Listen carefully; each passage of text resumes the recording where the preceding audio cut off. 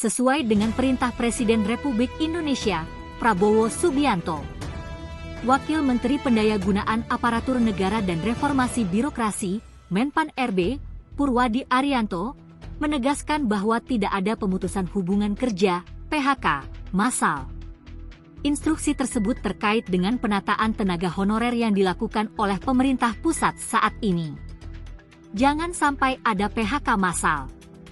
Kebijakan PPPK penuh waktu dan paruh waktu itu diskresi yang paling bawah. Kita berikan itu untuk menghimpun semua, ucap Purwadi Arianto di kantor Gubernur Sulsel, Rabu 5 Februari. Sejumlah kebijakan pemerintah telah dikeluarkan untuk melakukan penataan tenaga honorer di seluruh Indonesia. Mulai dari PPPK penuh waktu, paruh waktu, hingga diperkirakan seperempat waktu.